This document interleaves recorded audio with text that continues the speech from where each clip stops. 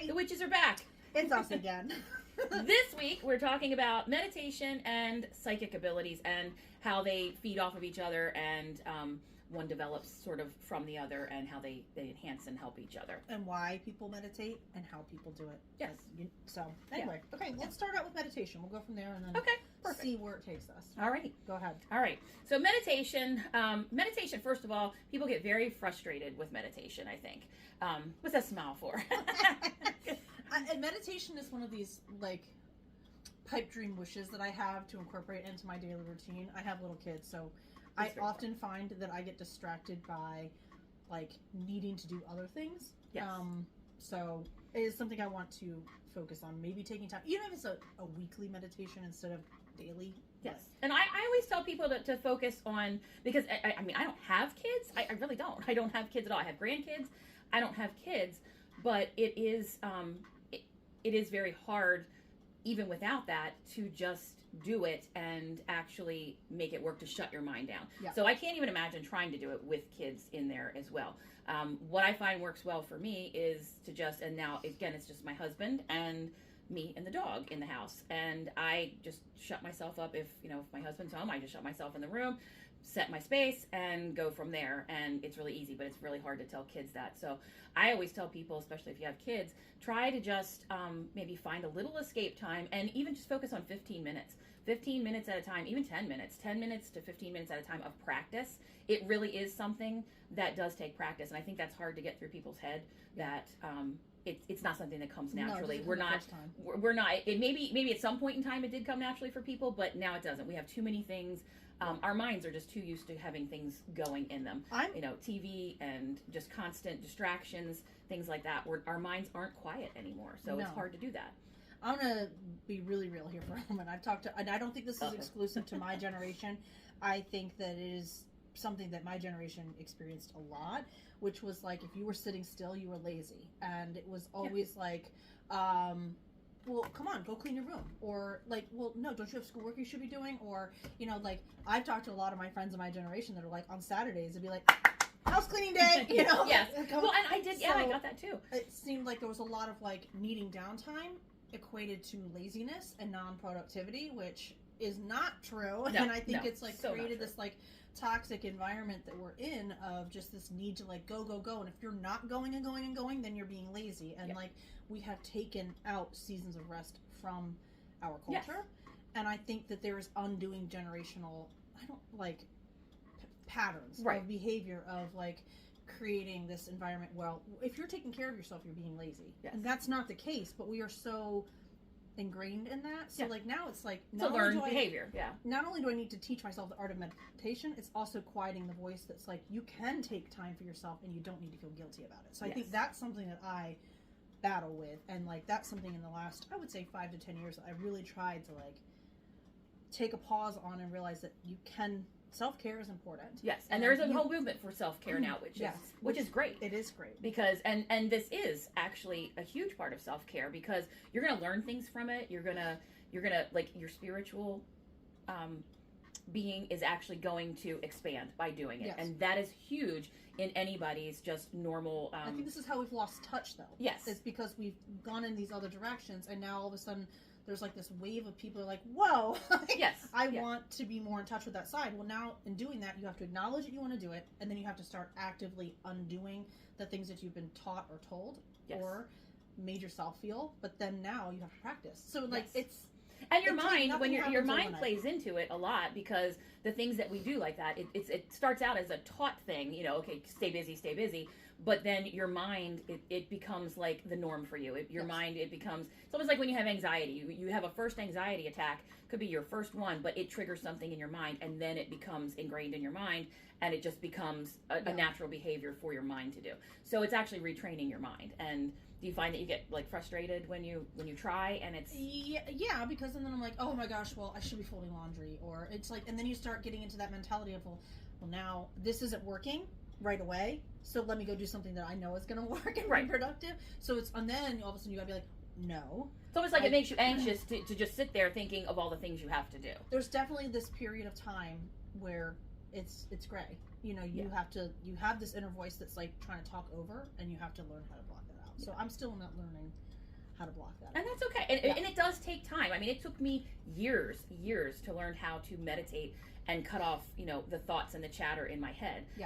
Years. And it was, you know, as I got older, it helped.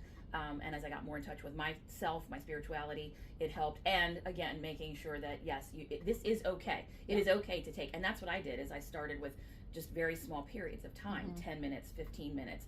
And I stayed there for a long time. And, you know, with very small little bits of improvement. But when it clicks, and you'll get it. And it's just a total quietness. So I always try to tell people to just find that time, 10, 15 minutes, sit there and try as much as you can to just if you have a happy place, that really helps. When I say a happy place, like mine is the desert, and I've never been to the desert before in my life. But through all of this, I found this spiritual connection to the desert. And that's kind of where, in my mind's eye, that's what I picture. It also helps to have, like, some people just count. If your mind is focusing on one thing like that, it's very hard to focus on other things as well. It's kind of hard to have the chatter. We can do it, but it's very hard to have the chatter if you're focused on something. So like having a mala, a necklace with the beads and things, that actually helps a lot. You can do a chant, you can just do an affirmation, and you can just count. You could just count the beads, but it helps to quiet your mind.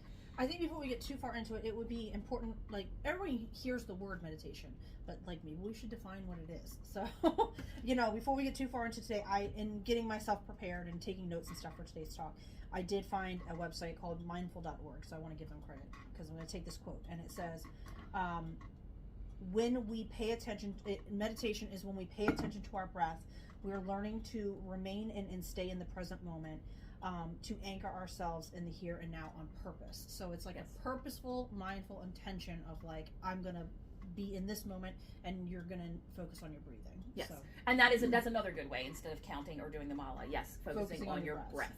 Yes, you can focus on your breath. For me, I mean, I guess the definition of it for me is, it's sort of an altered state of consciousness is what you enter into. And it kind of goes through phases. So you'll find yourself sort of, like if you have that vision to play. I have a friend that has, hers is a cabin. So she starts picturing herself in that cabin. And you're also still, you know, you're able to count, you're able to do things or focus on your breath as well. And that just kind of sets the tone. I use incense, I set the tone. I have one incense that I use specifically for that. And I found now that actually, since I've been doing it for years, I can almost smell that, even if I'm not burning it, when I know I need to go meditate. And it's just kind of a signal for me, okay, it's time to sit down and be quiet. But you can actually, for me, it's an altered state of consciousness as far as, it's almost like a nothingness, honestly. You're not there, but so much is also happening in that moment. Things can come to you. It's a great time, once you learn to do it, to get spirit communication, to get communication from your soul, from any guides that you have on the other side. You can also slip into past life things once you get really good at it. Which we do want to talk about, again, in more detail. We're kind of like trying to take these things in stages of what makes sense for explanation. That's our next week, I think. It's in the next month we've talked about. I think it's back to back. I think it's next week's thing. But it's a great tool for that if you're interested in any of that. And past life things can help you so much with unfounded fears and things. So starting with meditation is a really, really good place to kind of get you growing in a spiritual way and help you to figure out things. There's also like a lot of actual health benefits to it as well. Like blood pressure, everything goes down. Yes, because if you're meditating regularly, then your anxiety, if you have anxiety and depression, which it is 2024, we've lived through a pandemic, pretty much everybody has it. Anxiety and depression at this point. So it helps, like, and it's not going to be the first time, the second time, the third time. You have to regularly do it, but you can regularly, with meditation, start to lower your blood pressure. Yes. Which then, high blood pressure affects organs and other health. So, like, you're taking care of mental health, then it starts to trickle down into physical health, too. It's not even, it's just multifold how many things meditation can help with. Yeah, I saw something that about, like, mindful meditation and regular meditation can also help with things like Crohn's disease and ulcerative colitis, because flare-ups of stress and anxiety make those sorts of diseases more progressive. So, Yep. you know, Your it's whole like, adrenal system. it's Yeah. much more than just, you know, sitting there and taking time for yourself. Like, it's Yes. important and it gets you in a good mindset, but that mental health affects your physical health too. It does. So- Yes. It really, it stops that fight or flight thing that we have that kicks in, and when you have any kind of stress, that all kicks in and it messes with your adrenals, messes with everything. Yeah. So it's a very nice way to just kind of calm things down. It's also good for people with like attention and focus problems because it teaches you. Although it's harder for them to do it. It is harder, and I live in a house full of Yes. ADHD. I know how it goes, but you know, it teaches more of that like patience, maybe delayed gratification a bit too. And there's music that you can actually use to help you with it, and I recommend this. It's a band called Marconi Union, and they have a whole series that actually, and it was based in science, and they put all of their music together to actually cause you to calm down. And when you do that, they did studies and research on it. When people listen to this, it actually does slow your heart rate down. Oh, I bet. It slows it brings your blood pressure down, and it helps. So that kind of music, and any kind of relaxing, clinky plunky music. If you have an affinity for water or something, you can listen to any of the sound things. Yeah. I also like to have a little fountain next to me, and mine recently broke, but I like to have a little fountain there just because water helps me. Yeah. But that Marconi Union Well, that's stuff why you really hear all is like incredible. the calming sleep videos that are like tropical rainforest or like streams, or because it's all that repetitive sound, and it kind of helps tune out the other fuzz. Yes, and it's just calming. It's very calming, and a lot of them, there are like videos that you can use. They're like swirls with like, it almost sucks you in. Yeah. And those kinds of things are great, especially for people with ADD, ADHD, because their mind is still then focused on something. Yeah. And it helps to just get your mind to that quiet place. And when you're having trouble with that, with just like you're sitting there trying to meditate, and you find yourself going, I need to do the laundry, I need to do the grocery shopping. You just stop yourself at that point. Just stop yourself, and redirect and refocus on something like that. The music, the counting, something like that. The breathing. Yes. It's like from what I've, because this is something I'm going to learn this year, and I'm going to master it. It's a plan. A lot of it is like, forgive yourself for getting distracted. Yep. Remember that we're all human. We all have lives. Bring yourself back to your breath. Yes. So then like start focusing on the in and the out of your breathing, and set a time limit, 10-15 minutes, and then go from there and just try to redirect back. Every time you feel your brain and your mind drifting, then just go back. Yep. And if you have, like I said, that special, that special place where you feel like that's your vision, it's great, because once you master that, you can actually use that for if you're doing something that's, really scary, or that you're really anxious about, like you have a root canal or something. This happened. And, you get that place, and you can actually fall into that, like in the middle of a fucking root canal, which is pretty incredible when you learn how to use it. But the other reason for doing that, to have that, like that special place, that vision in your mind that you're going to when you do meditation, is because you start to visualize that stuff. And then at some point, you're actually going to actually feel like you're physically there. So that gives me chills. If you feel like you're physically there, and you will disconnect, and the first time you do it, it'll scare the shit out of you. It really will, because you actually are I'm never like, that calm. You're right, because you're never that calm. That's why it's such a shock, and it's scary at first. But embrace it, and it will disappear. The first time you feel it, it will disappear really fast, because it's scary. It's scary to your mind. It's scary to your thought process, and it's scary to your physical body, because it's just not. It's never that quiet. So when it first happens, you'll just kind of go, oh shit, and then you kind of pop yourself out of it. But remember afterward, and I always tell people to journal afterward. Yeah. I find that if I journal within 24 hours afterward, and I don't always do it right away, it could be like the next morning or something. I might do brief notes. Sometimes I'll just, once I wake up and I'm out of it, I will kind of, not that you're asleep, but once I kind of come out of it, I will actually make notes, because then when you make the notes, it helps you in your next session, and it also helps you to remember those things and realize that it was real.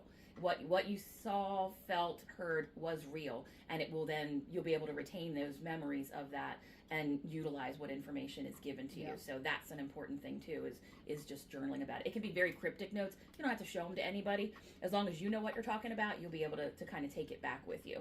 Yeah. So. The one last little thing that it leaves room for self-reflection, which I think all of us need to be doing. It makes us better pieces and parts of society if we learn that we need to self-reflect, So it teaches compassion, not just for other people, but for yourself. Like, it leaves an openness for you to self-reflect on you, your relationships, other people. Like, definitely. It's a good way to just sort of lead to being a more enlightened person. If you are a calm person and you have that within you and the ability to do that, yes, it does. Interpersonal relationships, it really does help those, and it helps you to maintain a calm demeanor and a calm inner peace when you're having a disagreement with somebody, or something's not going right, the day's not going right, the school calls you from your kids, whatever. Okay, so I don't know. So you're always gonna have drama. I'm always gonna be a little spicy, but and that's okay. Let's talk about the ways that people do it. I have a couple ways. I'm sure you'd have some of you like to. How? Okay. Well, for one, these little guys, there's a lot of guided meditations. Like, you can go online, or I'm sure there's podcasts or YouTube videos. There's definitely apps for meditation, but I got these with my kids, and because my children are always with me, this is a way that we have not gotten into a completely meditative state, like independently, but together is something, and it teaches quietening, content with quiet, not needing to fill voids of noise, or with noise, I should say. So these little cards, these are great. These are the cutest. I'm going to hold up a little. They're by a company called Mindful Kids Little Renegades. There's a daytime set and a nighttime set. So oftentimes, like, we do I did a little video a couple weeks ago about making moon milk out of like chamomile tea and hot milk. So like, a lot of times we'll make the moon milk. My kids will set up their little crystal grids on the floor in the bedroom, and then we do the mindful bedtime. And it's just a way, at the end of the day, we're not getting into a deep meditative state by any means. But I feel like they find, like, it settles them down, and then there's also contentment in the quiet. Yes. Which then just quiets their brain a little bit before bed. Well, and you're setting them up with a practice, too, that helps them to calm down. That will, in the future, if they, choose to do meditation or something, is going to, further that along for them. Yeah, they're really cute, too. I mean, they're nice, and... this is the one Chloe has, the nighttime one. They are nice cards. So it goes into, there's several different kinds. I'm not going to get too far into here. They're definitely worth it if you can find. I'm sure they're online. But they'll have guided meditations and calming exercises. So it's not just all meditations, but if it's a guided meditation, there's a photograph on the back of the card that they focus on and look at, and then you, as the parent, read them the guided meditation. So it's just a... it's a quieting. It's a quieting. And that too. Yeah, but it's a quieting, and I think you're setting them up with a really good practice that will take them into adulthood. I really do. The daytime ones are a lot more energy based, and I don't know, they're more active, but it's all very cute and sweet, and it's a good way to start getting them trying to undo cultural curses of go go go. Yeah, definitely. So then the guided meditations, and there's definitely even apps for that. Setting a time and space, practice and don't give up, which is where I'm at. Like, needing to just keep persevering through. And then when you get distracted, recenter yourself back on your breathing. So, and let's talk about, like I said, I always set my space first. I usually, like I said, I have a certain incense that I use for that. I do clear my space most of the time, whether it's with a bell or a besom or smudging. I will usually clear my space, just kind of set my intention. I make sure that I'm calm. I don't love to meditate on a full stomach. So if I'm going to do it after dinner, I like to kind of do it like, a couple hours. Yeah, like 2 hours, a little closer to bedtime, that kind of thing. And that's another thing to mention too. If you do a meditation and you fall asleep during it, that is okay. That is okay. That would be me. I fell asleep sitting upright on the couch last night. So. That's okay. You're still accomplishing something. That's okay. Yeah. And you will learn to actually, to be in this state where you're sort of half asleep and half awake. You will actually learn at some point to be able to, to be in the meditation and also think at the same time. Yeah. And that is incredible as well. Crystals. Let's talk about crystals real quick. Crystals. Yes, crystals during meditation can also help you. I always tell people, don't necessarily always go by the ones in the books. Go by what you're being drawn to. And as far as where you're placing that on your body or holding it, use your own intuition. It's going to tell you, your body, your mind, your gut, your soul is going to tell you exactly which ones to pick and where to put them and where to use them. You may actually, in the middle of a meditation, be drawn to put one, instead of on your chest, on your stomach, or to switch hands or something, or to put one down. And that is all okay. That is all normal when you really get into it. But they can help you. They can help you as far as as far as focus, if it's something that you're looking at, if it's one, you can have a really sparkly one that could do that. I have one it is my meditation stone. It is my meditation stone, and it's shaped like a triangle. It's a quartz piece, and they call it programming. I know that is my stone for meditation. I know when that comes out that's what I'm going to be doing with it, and that's all I use that for. So those can be helpful that way. Which would come back into the whole setting a ritual aspect of yes, everything. Yes, and it is, yes. Yeah, if you're using the same sort of thing and the same sort of materials or whatever, that would also fall into creating a personal ritual. Yes, definitely. Let's talk about how meditation then can turn into an aid into developing psychic abilities. Yes, let's talk about that. Let's talk about that. So in my meditations, I when I first started meditating and doing it on my own, I definitely had communication. I definitely it had benefits for me.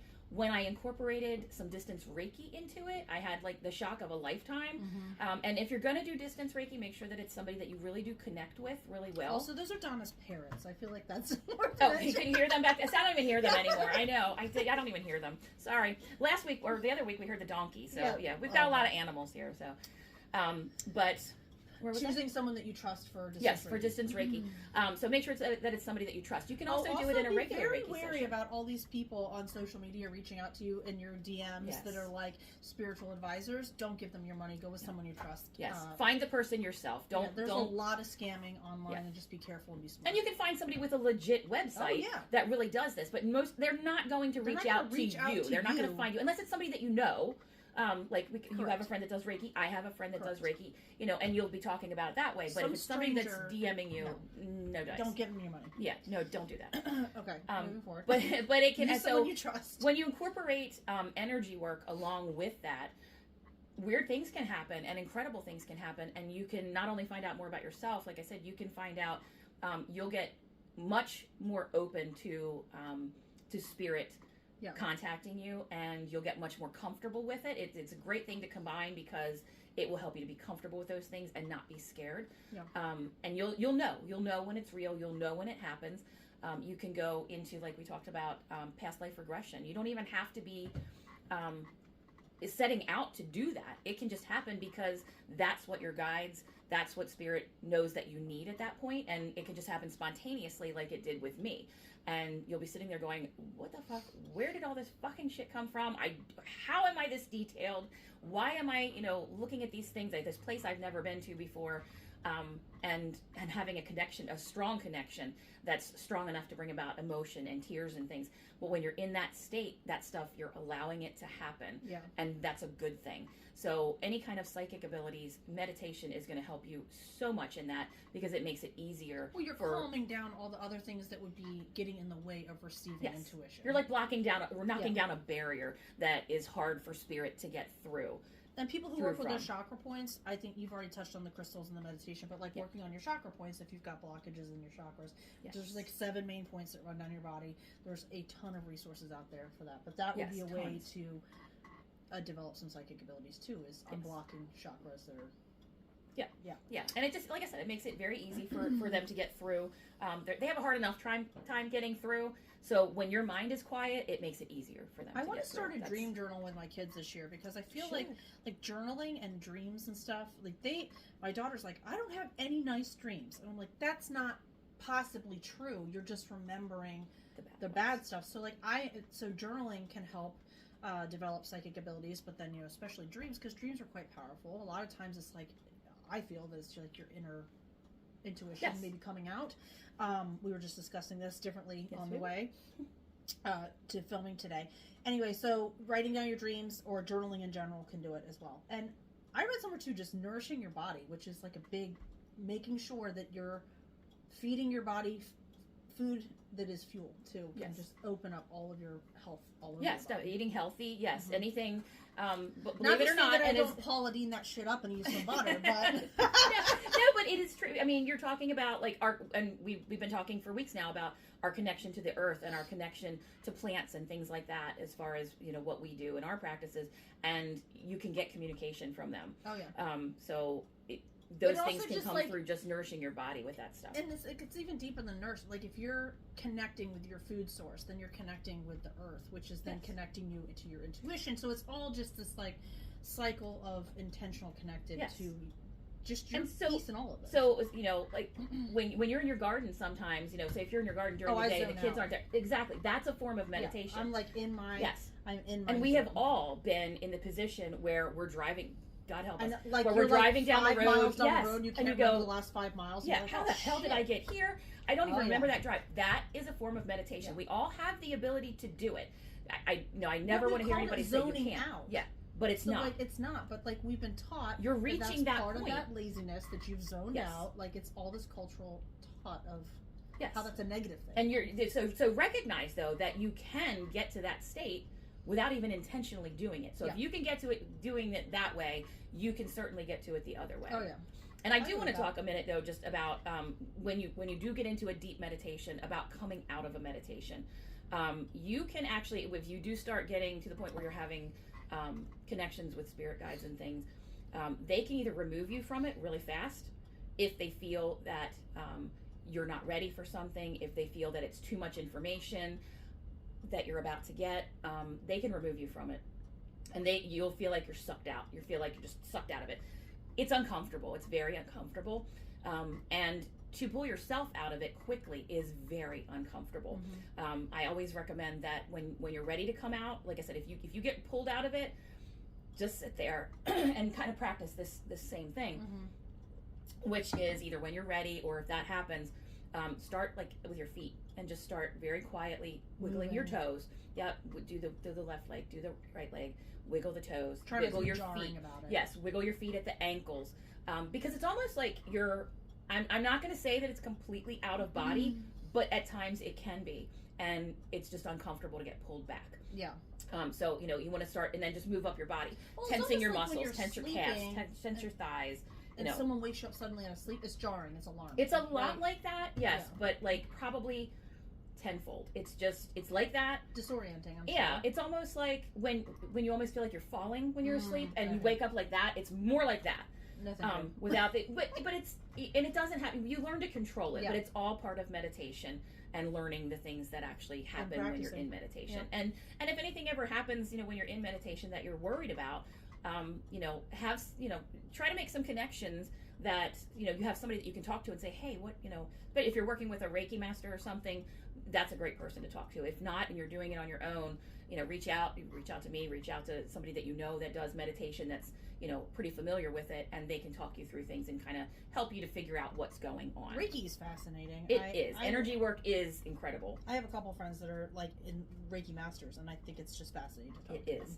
Yeah. It totally is. And when you Yeah. connect with energy like that on those levels, all of this just goes hand Oh, in yeah, hand. for sure. It's like it all goes hand in hand. I think it's also worth, we call it gut instinct, but like we are very good at ignoring our gut instincts, and it's almost you need to undo that too. Yes. And just trusting your gut in a lot of ways, because your gut is your natural intuition. Yes. And people, same thing. I always say got it beaten out of us. It's not really beaten out of us physically, it's but shamed out of you it's- too, though, yes, to a certain extent. it's more shame and your you intuition. believe in that silly stuff or Right. whatever. Yeah. I mean, look at nature. I mean, you never see animals running toward the fucking fire, okay? That they don't do that. They don't run toward trouble. They use their instincts. And 9 times out of 10, they know. Anybody that has horses knows that horse knows before you get to that herd of deer that's on the other side of that hill, that way before you know. So Yeah. because they're so intuitive and in tune. touch with things. And that's another thing meditation helps you with. Oh, To for be sure. in touch with your intuition. So I think it's important to, try to listen more, because it's so easy to just be like, oh, I have a funny feeling, but I'm going to let that go, Yeah. or whatever. But I often find that's Examine where it. my Sit with psychic it. abilities come from. I'm not very good at controlling them, but I will often, in hindsight, be like, yeah, I had a really funny feeling then, or like I had a Write those dream. things down. I had a Yeah. dream that this was going to happen. I have dreamt places before I've been to them, which is the weirdest thing. That's happened to me multiple times, and it's not even like the next day. Like, it'll be like 3 weeks, and I'm like, holy fuck, I was here 3 weeks ago in a dream. Like, that's happened to me. And that's really cool, because like some people don't get their communications through, like, their psychic communications or mediumship our guidance from spirit, don't get it through dreams, but other people do. We all have our like all the clairs, you have your clairvoyance and audience. Yes.